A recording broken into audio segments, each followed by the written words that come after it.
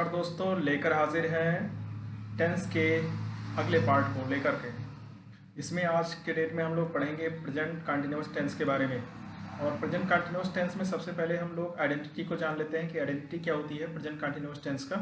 तो at the last of the Hindi sentence it comes रहा है, रही है, रहे हैं, रहे हो, एटसेट्रा। यानी किसी भी हिंदी सेंटेंस में यानी हिंदी वाक्य में जब भी लास्ट में रहे हो या रहा है या रही है या रहे हो इत्यादि शब्द आता है तो प्रेजेंट कंटिन्यूअस टेंस का वाक्य होता है।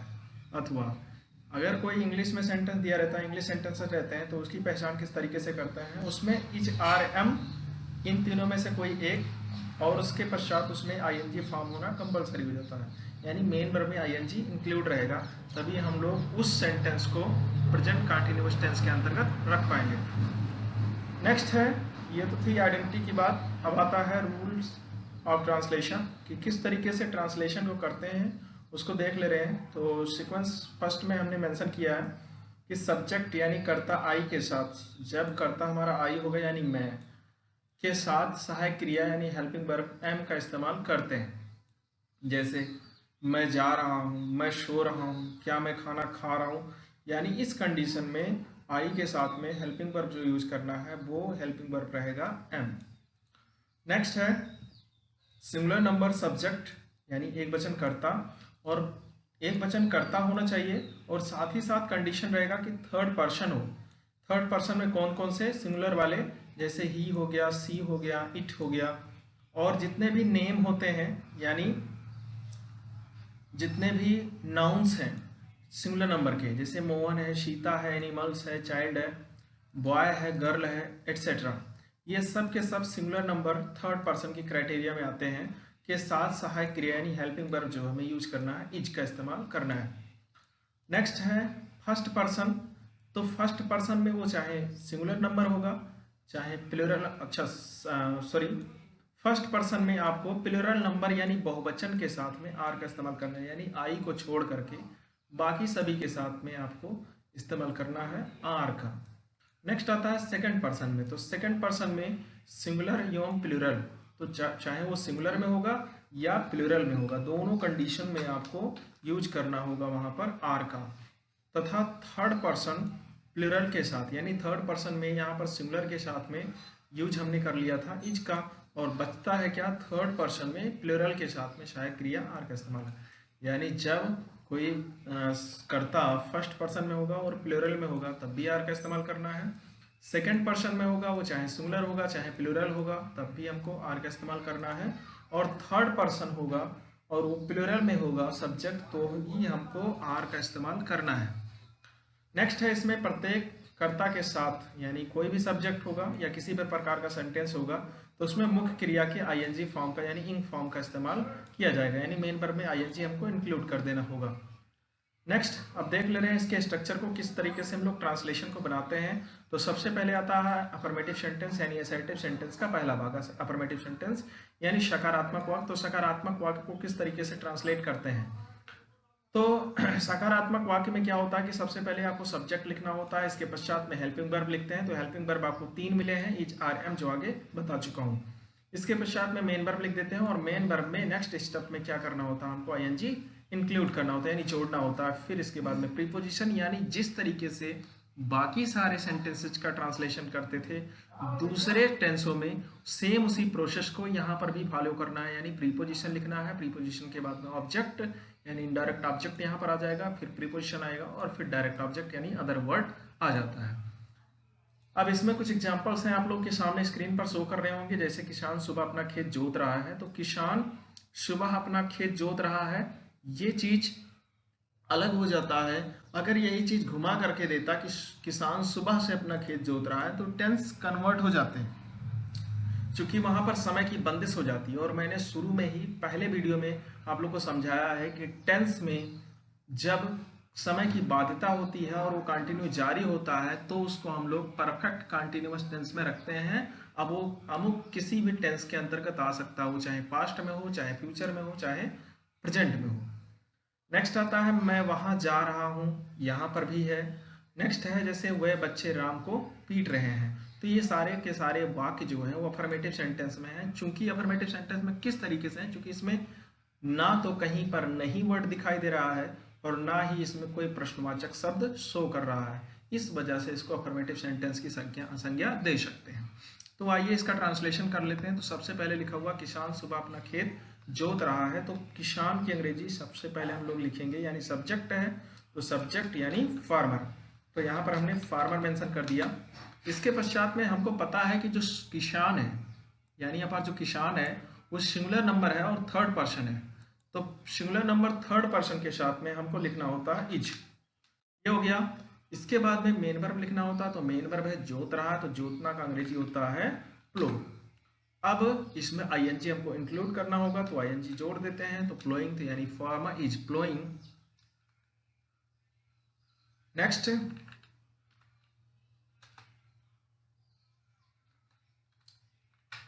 प्लोइंग। नेक्स्ट इसके पश्चात में प्रीपोजिशन और साथ ही साथ ऑब्जेक्ट को मेंशन करना होता। तो किसान जोत रहा है, क्या जोत रहा है? अपना खेत। तो अपना खेत यहाँ मेंशन करेंगे। तो किसान के साथ में अपने की अंग्रेजी हिज हो जाएगा। इसके पश्चात कब जोत रहा है? सुबह में। तो सुबह के समय में जोत रहा है, तो इन दी मॉर्निंग यहाँ पर लिखना जरूरी हो जाता है। इस तरीके से हमारा ट्रांसलेशन बन जाता है कि किसान सुबह अपना खेत जोत रहा है, तो farmer is ploughing his field. Sorry, यहाँ पर फील्ड वजह से यहाँ पर फील्ड मेंशन करना है। नेक्स्ट आता है हमारा सेंटेंस, मैं वहां जा रहा हूं। तो सब्जेक्ट आपका है मैं, तो यानी आई। आई के साथ में हेल्पिंग वर्ब लगाना होता है एम, तो यहाँ पर एम हो गया, क्योंकि वहाँ शुरू में पहले ही रूल में हमने लिख दिया कि आई के साथ में हमेशा हेल्पिंग वर्ब एम का इस्तेमाल करते हैं। तो आई एम, और फिर इसके बाद में मेन वर्ब लिखना है, तो मेन वर्ब है गो। अब इसके साथ में आईएनजी जोड़ेंगे, तो गोइंग। कहाँ जा रहे हैं? तो वहाँ, मैं वहाँ जा रहा हूँ, तो दी ईयर हो गया, फुल स्टॉप। तो इस तरीके से इसका भी ट्रांसलेशन हो गया। नेक्स्ट आता है हमारा, वह बच्चे राम को पीट रहे हैं। तो वह बच्चे है, अच्छा, जैसे कि जब सिंगल वे दिया रहता है तो दे हो जाता है इसका इंग्लिश। बट अगर मान लीजिए वह बच्चे हैं, वह लड़के हैं, वह किसान है, वह जानवर है, तो वहाँ पर दोज हो जाता है, यानी दोज बॉयज, दो चिल्ड्रेन, दोज एनिमल्स। इस तरीके से इसकी इंग्लिश लिखते हैं। तो THOSE दोज हो जाएगा, तो दोज चिल्ड्रेन।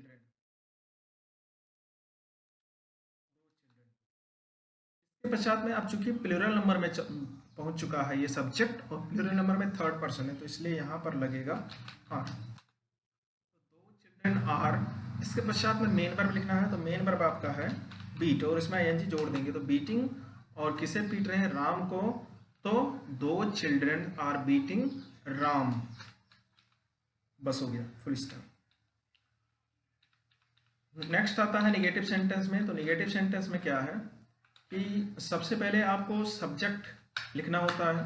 सब्जेक्ट के पश्चात में हेल्पिंग वर्ब लगाते हैं, यानी इज या फिर आर अथवा एम। इसके पश्चात हमको नॉट लिखना होता है, फिर मेन वर्ब। बाकी सारा सेम प्रोसेस है।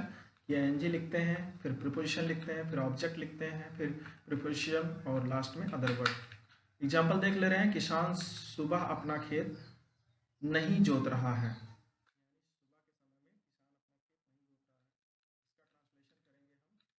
यहाँ पर किसान है, तो सबसे पहले फार्मर। सिंगुलर नंबर में है तो इज, फिर नहीं है तो नॉट, क्योंकि यहाँ पर लिखा गया है कि इज अथवा आर के बाद में, इज अथवा आर अथवा एम के बाद में नॉट लिख दिया। इसके बाद में जोत रहा, तो यानी प्लोइंग।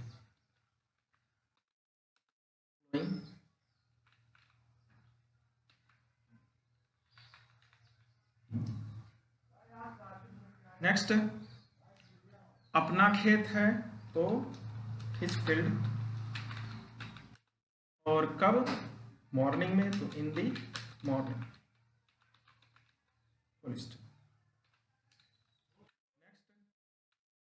मैं वहां नहीं जा रहा हूं, तो I am not going there. Full stop. Next है वह बच्चे राम को नहीं पीट रहे हैं, तो those boys are not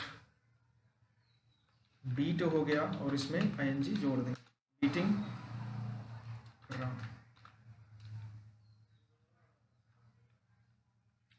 next interrogative sentence देख रहे हैं। इंट्रोगेटिव सेंटेंस में यस नो टाइप देख रहे हैं पहला भाग। तो इसमें क्या करना होगा, कुछ नहीं करना है, बस खाली नॉर्मल सा चेंज करना है, यानी ईच आर एन को सबसे पहले लिख देना है। इसके बाद सारा प्रोसेस है आपका वही, सब्जेक्ट लिखना है। और यदि इंट्रोगेटिव सेंटेंस में यानी क्या से प्रारंभ होने वाले वाक्य में नॉट भी आ जा रहा है यानी नहीं भी आ जा रहा है, तो यहाँ पे नॉट लिखेंगे सब्जेक्ट के पश्चात में, अदरवाइज हट जाएगा ये। बाकी मेन वर्ब आपको आईएनजी भी रहेगा आपका, प्रीपोजिशन रहेगा, ऑब्जेक्ट रहेगा, प्रीपोजिशन अदर वर्ड, और लास्ट में क्वेश्चन मार्क पड़ जाता है। एग्जाम्पल देख ले रहे हैं, जैसे क्या किसान सुबह अपना खेत जोत रहा है, वही सेंटेंस को मैंने यहाँ पर इंट्रोगेटिव, निगेटिव और किसान सुबह अपना खेत जोत रहा है, तो यहाँ पर हो जाएगा इज फार्मर। आपको हेल्पिंग वर्ब जो है वो सब्जेक्ट के आधार पर लगाना है, और सब्जेक्ट हमारा था फार्मर, और फार्मर सिंगुलर नंबर है, इसलिए इज को हमने सबसे पहले लिखा है, तो इज फार्मर। अब यहाँ पर देखते हैं कि ये सेंटेंस निगेटिव में तो नहीं जा रहा, तो यहाँ पूरे वाक्य में हम देख रहे हैं कि कहीं पर भी नॉट का प्रोनाउंसिएशन नहीं आया है, तो यहाँ पर हम नॉट नहीं लिखें, अदरवाइज नॉट को एक फार्मर के बगल में यानी सब्जेक्ट के जस्ट बगल में ही मेंशन करना पड़ता है। इसके पश्चात में इज फार्मर हो गया, फिर मेन वर्ब लिखना है हमको, तो मेन वर्ब है जोतना, तो जोतना का अंग्रेजी लिख दे रहे हैं प्लोइंग। इसके पश्चात में क्या जोत रहा है, अपना खेत, तो हिज फील्ड, और कब, सुबह में, तो इन दी।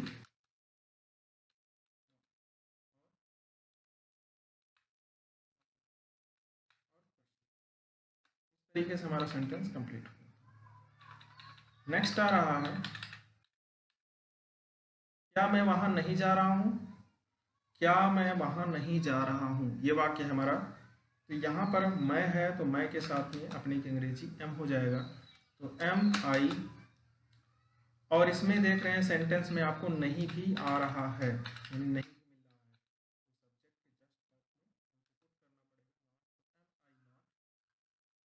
जस्ट इसके पश्चात में गोइंग, और कहाँ पे, तो वहाँ, तो दियर और क्वेश्चन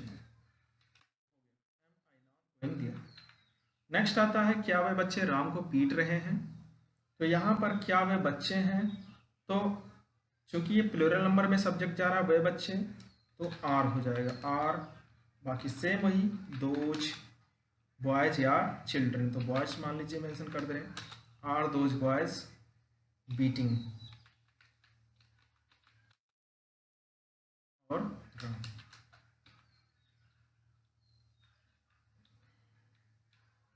नेक्स्ट क्वेश्चन मार्क। में सेकंड पार्ट में आ रहा है डब्ल्यू एच टाइप सेंटेंस में। डब्ल्यू एच टाइप में क्या होता है कि जब प्रश्नवाचक शब्द वाक्य के बीच में हो, जैसे तुम क्या कर रहे हो, तुम क्या पढ़ रहे हो, तुम कहाँ जा रहे हो, इस तरीके से जब वाक्य होते हैं कि जिसमें प्रश्नवाचक शब्द वाक्य के बीचों बीच में होता है या बीच में आता है सब्जेक्ट के पश्चात में, तो वहाँ पर डब्ल्यू एच टाइप का कंडीशन आता है। इसमें प्रश्नवाचक शब्द को पहले लिख देते हैं, इसके पश्चात हेल्पिंग वर्ब लगाते हैं, वो भी सब्जेक्ट के आधार पे। और अगर सेंटेंस में कहीं भी नॉट आया हुआ है यानी निगेटिव है, नहीं वर्ड आ चुका है, आया है, तो उसमें नॉट लिख देंगे सब्जेक्ट के बाद। उसके पश्चात में मेन वर्ब भी लिखना होगा, सेम प्रोसेस रहेगा, आईएनजी लिखना है, preposition, object, preposition, other word, और क्वेश्चन मार्क लगाना जरूरी है।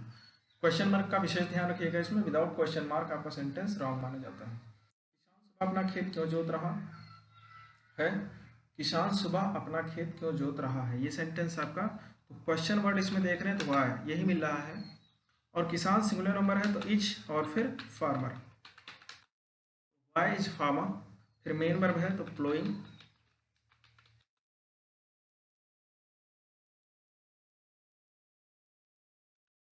Ploughing, why is farmer ploughing. अब क्या जोत रहा है, अपना खेत, तो इज फील्ड, और सुबह में है तो इन दी मॉर्निंग। और क्वेश्चन नेक्स्ट हमारा, मैं वहाँ कब जा रहा हूँ, तो व्हेन, यानी कब की अंग्रेजी व्हेन हो गया। और एम आएगा, चूंकि हेल्पिंग वर्ब जो है इसमें एम लगने वाला है, चूंकि सब्जेक्ट जो है वो मैं है, तो व्हेन एम आई। और देख ले रहे हैं सेंटेंस में कहीं नॉट तो है नहीं, तो इसलिए इसके पश्चात में मेन वर्ब लिखना है, तो गो लिखेंगे और उसमें आईएनजी जोड़ देंगे, तो व्हेन एम आई गोइंग और देयर। क्वेश्चन आगे आते हैं, वे बच्चे राम को कैसे पीट रहे हैं। वह बच्चे राम को कैसे पीट रहे हैं, तो कैसे यानी हाउ, और आर, क्योंकि यहाँ प्लूरल नंबर में सब्जेक्ट है तो आर को पुट करना पड़ेगा क्वेश्चन वर्ड के पश्चात में, तो हाउ आर दोज बॉयज